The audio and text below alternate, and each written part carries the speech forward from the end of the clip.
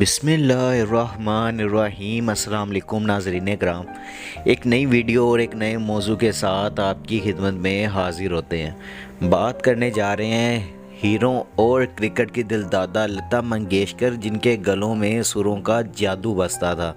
इनके ऊपर डिटेल से आज ये बायोग्राफी करने जा रहे हैं। तो अगर इस वीडियो पे जाने से पहले अगर हम आपसे ये रिक्वेस्ट करें और आपसे दरख्वास्त करें कि अगर आप मेरे चैनल पे नए हैं और पहली दफ़ा आए हैं तो जल्दी से जल्दी चैनल को सब्सक्राइब कर लें और बेल आइकन को ज़रूर दबाएं ताकि मेरी लेटेस्ट वीडियो आप तक पहुंचती रहें। कोई रागों और सुरों की समझ रखने वाला या फिर मौसीकी का आम शदाई भी अगर तन्हाई में लता मंगेशकर का फिल्म सीमा में गाया भजन जो मनमोहना बड़े झूठे सुने तो इसके दिल में ये जानने की ख्वाहिश ज़रूर पैदा होगी कि इतने मुश्किल और नशीबो फराज से भरपूर गीत को इतनी आसानी से कैसे गाया जा सकता है। हल्की फुल्की मौसीकी पसंद करने वाले ये भी सोचेंगे कि एक गुलकार बगैर किसी हिचकिचाहट के इतनी खूबसूरती से रागों को सुरों में कैसे परो सकता है। ये सुरों की मलका लता मंगेशकर ही थी, जिन्हें अपनी सलाहियतें दिखाने की ज़रूरत नहीं थी। वो क्लासिकी रागों पर मुबनी इंतहाई पेचीदा धुनों को आसानी से सुरों में डाल लेती थी। लता मंगेशकर अब 93 वर्ष की हो गई। मैं दानिस्ता तौर पर इनके लिए जुमला इस्तेमाल कर रही हूँ क्योंकि अगरचे लता मंगेशकर इस दुनिया से रुखसत हो चुकी हैं, लेकिन हम इस अजीम गुलकारा को अपनी यादों से ऐसे ही जुदा नहीं होने दे सकते। अगर आप लता का नाम लेते हैं तो आपके सामने गायकी का एक ठाठे मारता समुंदर होता है। अगर हम मौसीकी के कुछ पुरजोश शायकीन और माहिरों को छोड़ दें तो एक आम आदमी को लता मंगेशकर की कामयाबियों को समझने के लिए एक थीसिस की ज़रूरत होगी। दरअसल इनकी धुन, लहजा, अलाप और मौसीकी के बारे में तकरीबन सब कुछ लिखा जा चुका है, लेकिन क्लासिकी गायकी में इनकी महारत पर इतना जोर नहीं दिया गया। बहरहाल लता मंगेशकर ने 13 साल की उम्र में अदाकारी के ज़रिए फिल्मी दुनिया में आने से पहले क्लासिकी मौसीकी की गुलकारा बनने की कोशिशें की थी। ये दुरुस्त है कि उम्र के साथ साथ क्लासिकी मौसीकी की धुन, लय, ताल और तान के बारे में आपकी समझ में इजाफा होता है, लेकिन अगर आप लता मंगेशकर के गाने दोबारा सुनेंगे तो आप उनकी आवाज़ के जादू से और भी ज़्यादा मशहूर हो जाएंगे।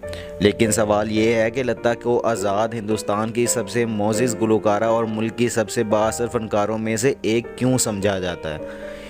इसकी वजह यह है कि इनकी आवाज़ में एक ऐसी मुनफरिद खूबी है जो सरहदों से आगे निकलकर जनूबी एशिया के लोगों को सुरों के एक धागे में परो देती है। यही वजह है कि 8 दहाइयों पर मुहित अपने कैरियर में इंडियन म्यूज़िक इंडस्ट्री में इनकी बेमिसाल शराकत की वजह से इन्हें क्वीन ऑफ टोन्स, इंडिया की सुर कोकिला और queen of the most harmonious voice of the century जैसे अलकाबात से नवाजा गया।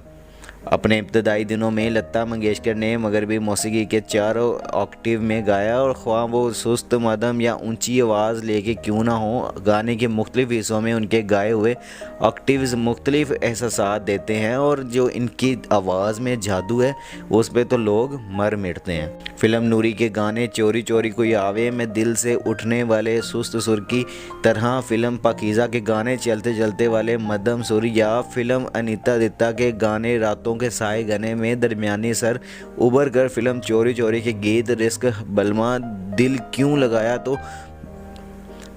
लगाया तो से में बुलंद हो जाता है और रूह पर गहरा असर डालता है। बहुत से मीठे गीतों में लता ने ज़रूरत के मुताबिक अपने फितरी तब्दील शुदा नरम या हत्ता के शदीद लहजे का इस्तेमाल किया है। ये इनके हिंदुस्तानी क्लासिकी मौसीकी के असबाक से वाकिफ़ होने का असर है। ये सच है कि मौसीकी की धुनों का सहरा इन लोगों को जाता है जिन्होंने इन्हें कंपोज किया है, जैसे एस.डी. बर्मन, नौशाद, सलील चौधरी, शंकर जयकिशन या आर.डी. बर्मन जैसे मौसीकार।